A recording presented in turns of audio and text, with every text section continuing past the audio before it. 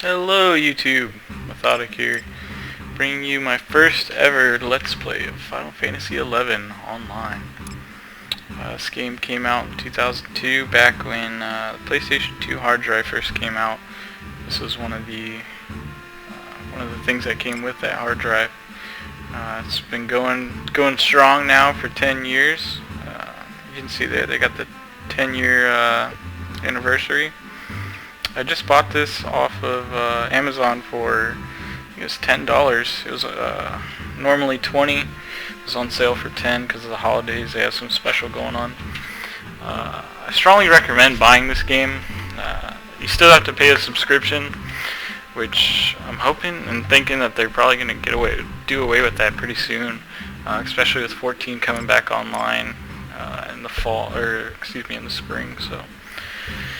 Anyways, if you're new to this game, this is just a little guide here to help you out, especially with starting characters. A lot of people that quit the game back in the day, myself included, when I came back to the game, I was pretty lost on some of the new things that came out. So this is going to kind of show new people or people that used to play and were thinking about getting back into it, just some of the new things and how to start from being that level 1 character again and getting all the way up to that new level 99 level cap now. So we'll go ahead and start our new character. Let's go ahead and create a character. Alright, so you have a few different races here. Most of them have a male and female. You have your Hume, which is pretty balanced overall in terms of stats. That can be any of the starting jobs. You got six jobs to start with. You got your warrior, which is just sword and shield or two-handed weapon. You got your monk, which uses your hand-to-hand. You got white mage that focuses in healing. Black mage that'll focus in nuking. Red mage is a combination of white and black, but not necessarily as strong as either one of those. And then they get some nice enfeebling attacks, as well as some things that'll enchant their swords. So that way when they hit, it does magical damage. And then you have your thief. Your thief is, if you played any Final Fantasy, you should know what a thief is. Just focuses in stealing and those sneak attacks. So you're mainly going to want to be behind the enemy a lot of the times and just trying to hit it in the back for some extra damage.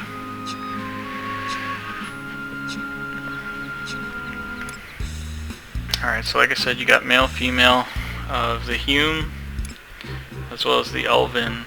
The Elven are pretty good in dexterity. That's where they're going to shine. So dexterity is going to be mainly for, right now, your starting class is really Thief. Getting that dexterity into Thief will really help out with your critical hits later on. For Warrior, you're going to want to look at Strength. Monk is Strength and Vitality, which they naturally have nice high Vitality. They're going to have the highest health in the game. White and Black and Red, obviously Intelligence. Actually, White Mage, you're going to want to have nice boost that mind up, as well as Charisma to help out with some of your spells later. Alright, so like I said, male and female Elven. Then you have these little Taru. These guys are mainly mages. Their stats are kind of set for mage. You're able to be any of the starting classes though, or starting jobs, but their stats are just built for mage. Then you got your Mithra. These ones naturally have nice high dexterity as well as mind, so make good thieves. And you have your Galka. These guys have nice high strength as well as vitality.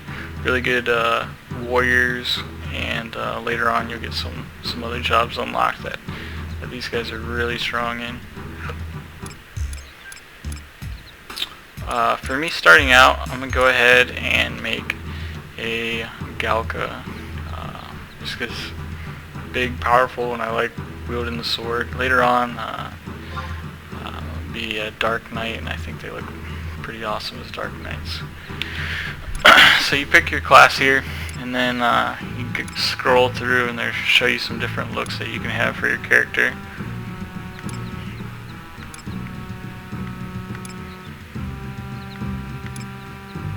This game's been out for a while and they really haven't updated any of these looks, which is kind of disappointing.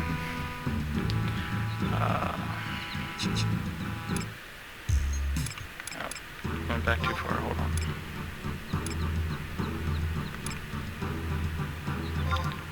Go ahead and give our guy some nice chops here. Size, from what I've seen, it never really plays a factor in anything in the game.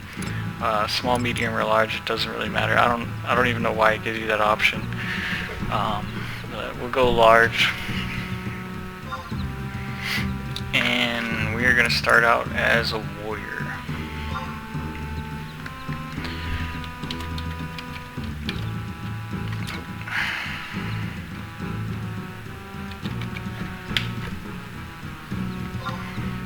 And my starting world is Fenrir. I got two other characters on it. One's just a mule. My other is my main. So I'm gonna go ahead and stay in Fenrir just in case I need some extra help over there. The Gold World Pass, it doesn't really do anything. What it used to be was you had to have a pass to go into the world that you wanted. Doesn't matter now. You can be in whatever server or world you want to be. Alright, so our starting nations, there's three. We got Sandioria, which is primarily for the elves, or the elvins. If you start with an elven there, you'll get a ring. You'll get that Sandioria ring. I think Hume might get it as well, I'm not too sure. Second one is Bastok. This one is mainly for the Galkas, and Hume as well. And like I said, I think Hume can either start in Sandioria or Bastok and get the ring. And last you have Windurst. This one's going to be for the Mithra and the Taru. I'm not too familiar with the Windurst area. I like Bastok. I think it's easy to get around, easier to go to the higher level places once you get there. So this is where I'll be starting, just so I can get my ring as well. Register and begin play.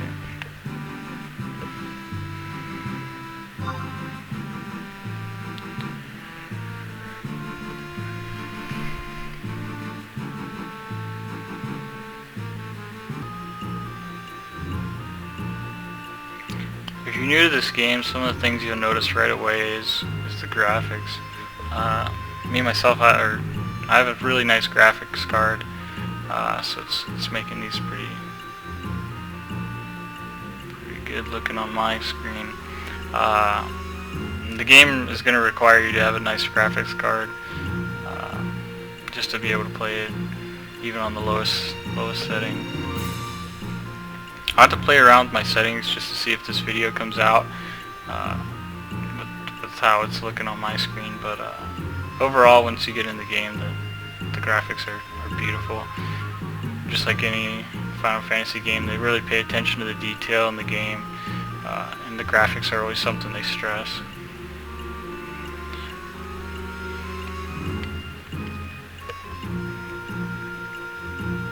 If you're brand new to this game, it can be a little overwhelming at first, just like most MMOs, if you don't know anyone, and this game kind of slacks at showing you the ropes right away. So I'll try to help that out here with my guide. So we're gonna go ahead and have some dialogue here. A lot of the people that you see in these opening scenes, no matter where you started, all play pivotal parts in your nation's storyline throughout the game. Just like Cornelia here, we'll be seeing her a lot if you started in Bestow. Just kind of skip to this dialogue.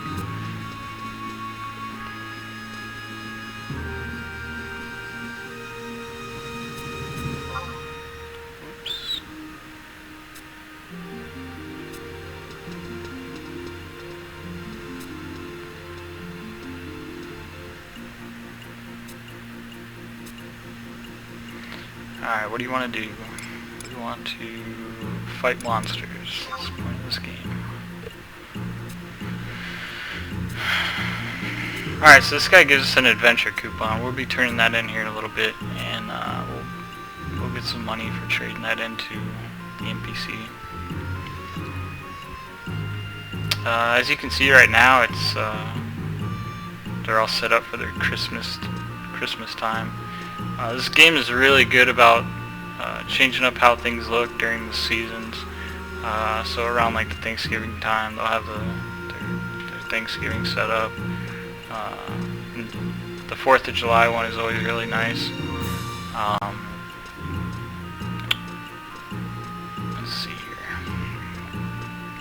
Okay, so what you want to do first off is check out your map.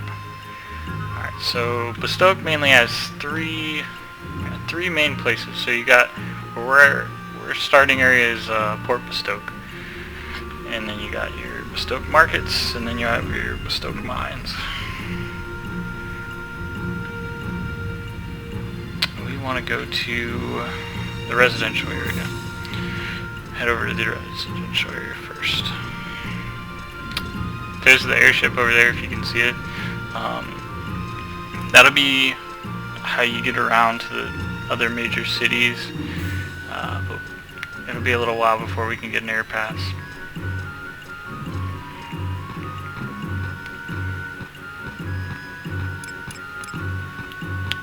This question mark next to your name, what that is it lets people know that you're a new player. So if you're brand new to the game and still having trouble, and if I'm not on, just go ahead and if someone sees that question mark, they'll know you're new to the game. Just ask them for help. Everyone that plays this game is usually still pretty good about giving newbies help. So I don't even know why I said newbies, like I'm too seasoned here. Okay, so if you just got this game and you got the Ultimate Collector's Edition or whatever it was off of Amazon, when you put in that registration code for the special item, you'll talk to one of these guys, this Festive Mog, and what he'll do, or what you'll get from him, is that you have to talk to him to get that beret. And in the next episode I'll show you what that beret does. But for now, we'll just go ahead and I'll show you this Mog house, and then that'll be the end of this video. Alright, so your Mog house has mainly two reasons, or two purposes. One, to store all your extra equipment and items, and two, to change your jobs. And three, as a save point as well. Alright, so the first time you talk to your Mog, it'll give you this nice little cutscene, and it'll just ask you, go over the basics.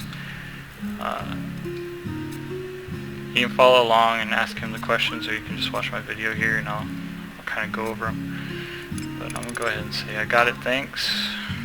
I'm sure. Alright, so our Mog safe is where we'll store our items. Right now it's at 50. That'll increase later as we do some quests. Storage will be if you have furniture and it has storage capacity. You can just put some extra items in there. Mog locker, you'll have to get that unlocked later. Mog satchel is really nice. Any items that you put in there, you can access them at any time, anywhere throughout the game. Right now it says 0-30. That'll increase as well through a couple quests. I don't remember how to get the Mog sack. I don't even know if I have it on my main character yet. Delivery box, any mail sent to you will show up in your delivery box. And then, like I said, changing jobs. So if you want to change your jobs, go ahead and do it right here. If you're low on health and you switch your job and then switch it back, anytime you switch your job, your Mog puts you at full health. Gardening, if you plan on doing gardening, good luck. It's like playing, it's just like gambling. It's really low success rates with gardening, at least last time I tried it, unless they fix that. Don't ask. Layout, all that does is if you put furniture in your house, you can just rearrange it. Open your mock house if you're in a party or an alliance. You can open up your mock house, let people come in and take a look at what you got going on inside of your house there. Alright, well that'll be it for our first episode. Actually, you know what? I'll show you one more thing before I end this. To get rid of that little question mark there, what you got to do is you go to Help Desk, and you go down to Configure, and you want to go to Cancel New Adventure Status. Like I said earlier, if you're brand new to the game, and if you want to leave it on there, go ahead. Either way, people will help you out in this game if you ask them. So I'm going to go ahead and cancel it. It'll ask you if you're sure. Say yes. Alright. And once that's off of there, it can't be put back on. So later on, you'll get some other things that will help you out. That'll be right next to your name. It's kind of like being in a guild in some of the other games. In this one, it's called a link show. Anyways, that's it. If you're watching this and you play in Fenrir, go ahead and add me. Other than that, just hit like. If you guys have any questions, comments, please leave them in the box below. Like I said, this is my first video, first time ever making a Let's Play. So if you got any advice, I'm free. I'm free to listen here. But that's it for this episode. Stay tuned for more. Thank you.